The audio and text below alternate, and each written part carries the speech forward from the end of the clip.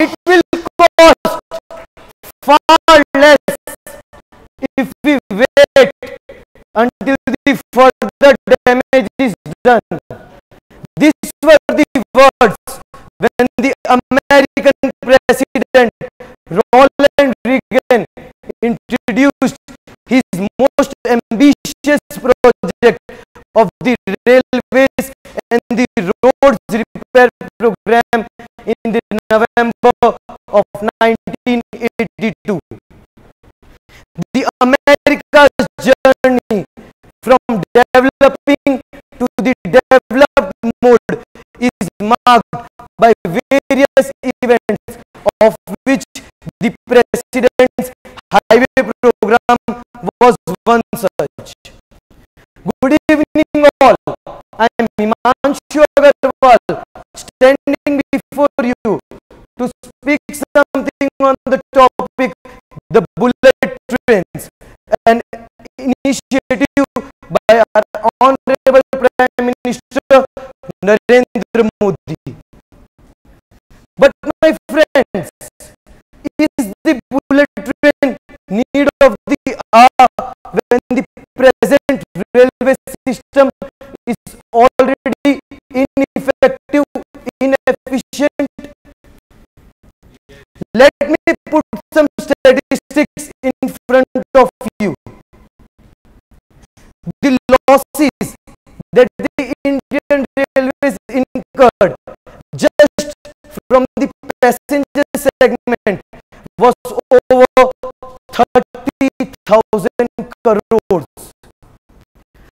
Coupled with the freight revenue that the Indian Railways generated in 2014, the surplus left with the railways was only 600 crores.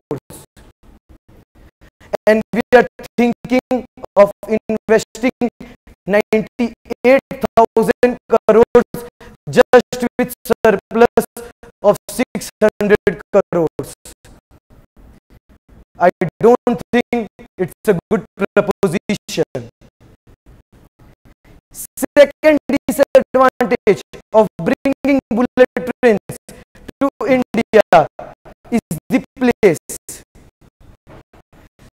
Ahmedabad-Mumbai is the route decided for bringing the bullet trains.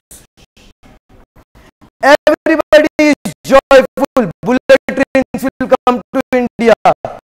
Has anybody given a thought about the lakhs and lakhs of the Mumbaikars, slum dwellers that will be displaced because of the new corridor that will be built? Where will they go? Who will take them? How will they go? Nobody has even thought. Bullet trains are naturally for the elite class of public that resides in India. But my friends, we all know that the world still regards us as a poor economy. So why to spend so much? What may seem lucrative to you is always not lucrative. Except Japan. Let me put forward the example of China and Argentina. China, you all know, is a leading industrialist economy. But very less of us knew that the amount of debt that China has, it's over 150 billion US dollars just because it initiated the bullet train project. If we think of Argentina, my friends, Argentina started building the project, but today also it's stopped halfway halfway, it's incomplete. So indeed, bullet train is a luxury item. Yes or no? Such a disgusting thought, I don't think you should all keep in mind.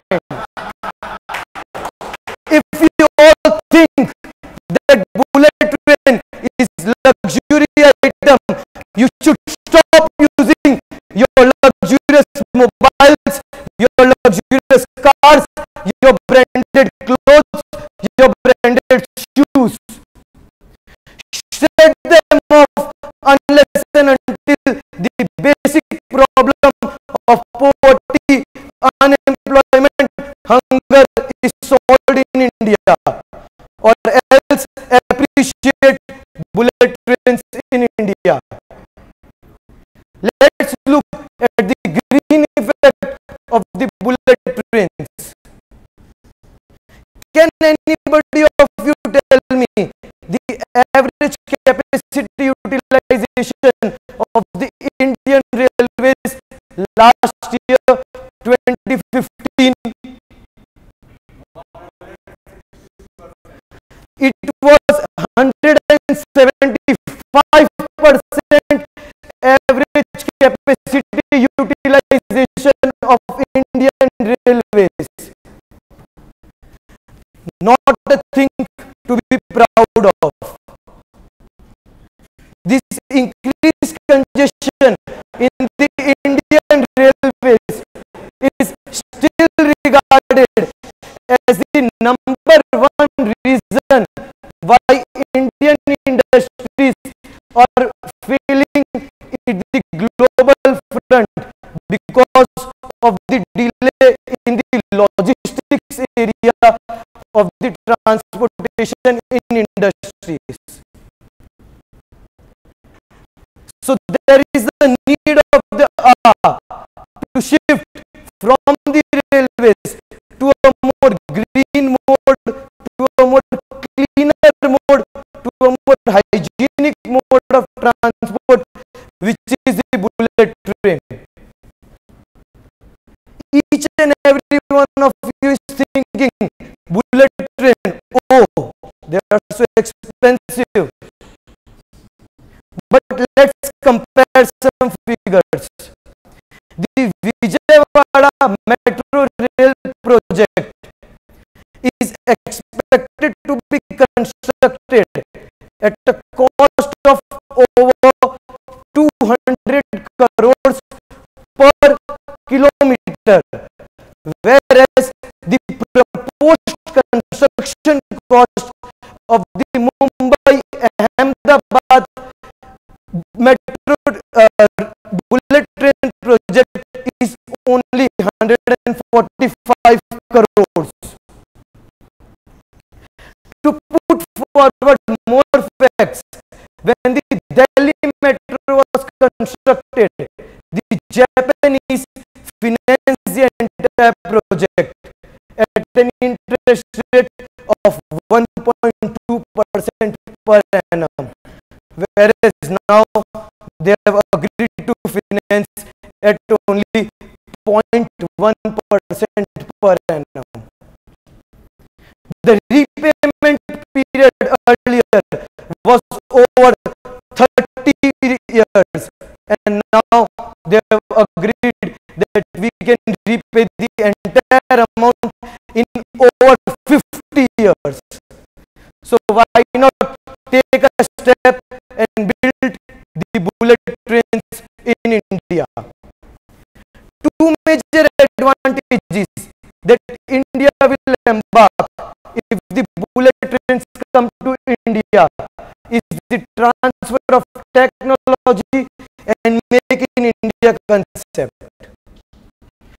As per the agreement between the Japanese and the Indians, more than 70% of the components of the bullet train has to be constructed, must be constructed on the Indian soil. A direct boost to our Honorable Prime Minister's initiative of Make in India. Moving ahead, transfer of technology. Japanese runs their bullet train on the renewed technology of Shinken technology. Three important aspects of their technology will indeed win your hearts. Can you predict the number of accidents related death that have occurred in Japanese over the 50 years of its operation of bullet trains? Yes, my friends, it's zero. ZERO compared to the 30,000 accidental deaths occurred in the Indian Railways in 2014. Indian Railways are very proud of being late. Average delays of Indian Railways is around 2 hours as per the survey recently conducted. You all will be surprised to know that the average delay of the Japanese bullet train is only 30 seconds over the 50 years of its operation. Last but not the least, the Japanese technology is built on such a front that even an earthquake of the smallest magnitude will stop the bullet train at that very particular point of time and indeed motion towards the safety parameters. Last but not the least, to conclude, I would just like to quote what Narendra Modi said when he introduced the bullet train. If bullet trains are introduced in India, this enterprise will launch an economic progress in India. It will boost India's entry into the future. We need to move into the future. Time waits for none. But if bullet trains comes to India, we will reach future ahead than Americas and the Chinese. I will do injustice to this stage if I don't speak something about the lovely audience who has listened to me for the next 5 minutes. So last 2 lines for each and every one of you.